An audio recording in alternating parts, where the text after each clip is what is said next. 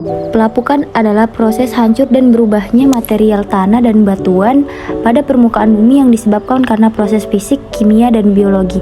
Awalnya proses terjadi pelapukan bisa karena disebabkan oleh adanya pengaruh dari cuaca. Artinya, hal ini karena disebabkan oleh suhu, curah hujan, kelembapan, atau angin. Matahari juga dapat mendorong tumbuhan untuk berkembang dan beberapa organisme seperti mikroba, yang mana seperti yang kita ketahui bahwa tumbuhan mempunyai berbagai akar yang bisa masuk dan menembus setiap celah yang ada pada batuan. Apabila tumbuhan itu mengalami perkembangan pada akarnya, maka semakin besar pula kekuatan akar tersebut untuk menerobos masuk celah ke bebatuan sehingga akhirnya menjadi lapuk. Tanah adalah lapisan permukaan bumi yang berasal dari material induk yang telah mengalami proses lanjut karena perubahan alami di bawah pengaruh air, udara, dan macam-macam organisme baik yang masih hidup maupun yang telah mati. Dan lapisan tanah terdapat lapisan atas, tengah, bawah, dan lapisan induk. Lapisan atas terdiri dari pelapukan batuan dan sisa makhluk hidup yang sudah mati. Lapisan tengah terdiri dari air dan pelapukan batuan. Lapisan bawah terdiri dari batuan yang belum sempurna. Lapisan induk terdapat batuan padat sebagai penyusunnya. Faktor pembentukan tanah. Proses pembentukan tanah dipengaruhi oleh beberapa faktor yang dapat dirumuskan sebagai berikut. Tanah sama dengan faktor yaitu iklim, organisme, bahan induk, topografi, dan waktu. Yang pertama ada iklim. Pada umumnya iklim terbagi menjadi beberapa bagian, namun dalam proses pembentukan tanah ini hanya ada dua unsur, yaitu unsur suhu dan curah hujan. Suhu berpengaruh pada proses pelapukan bahan induk. Apabila perbedaan suhu siang dan malam tinggi, maka proses pelapukan akan berlangsung cepat sehingga pembentukan tanah akan cepat pula. Curah hujan berpengaruh terhadap kekuatan erosi dan pencucian tanah. Pencucian tanah yang cepat menyebabkan tanah menjadi asam atau pH tanah menjadi rendah. Yang kedua, di sini terdapat organisme. Organisme yang berpengaruh terhadap pembentukan tanah adalah vegetasi dan mikroba tanah. Keduanya akan mempengaruhi hal-hal sebagai berikut. Organisme akan membantu proses pelapukan, baik itu pelapukan secara organik maupun kimiawi. Membantu proses pembentukan humus, sebab tumbuh-tumbuhan yang akan menghasilkan dedaunan serta ranting yang menumpuk pada permukaan tanah.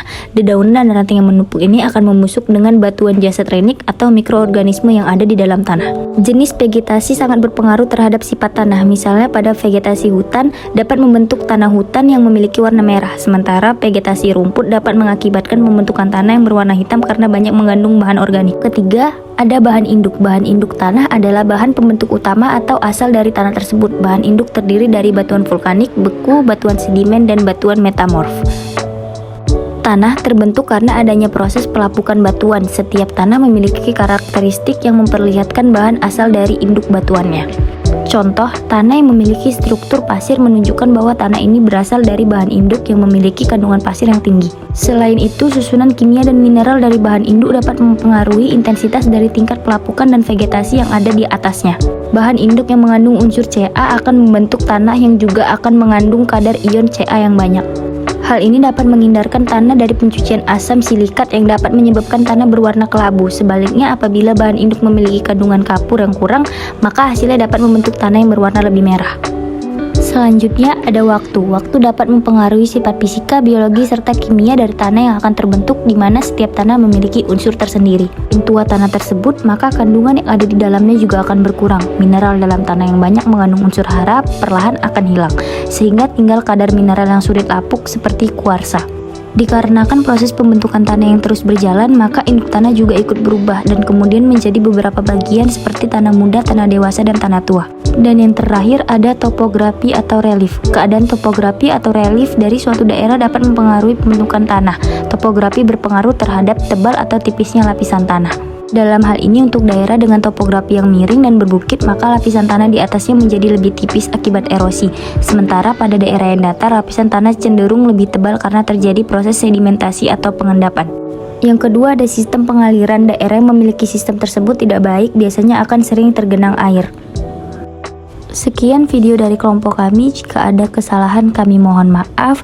Saya akhiri dengan Assalamualaikum warahmatullahi wabarakatuh. Selamat sore untuk kita semua.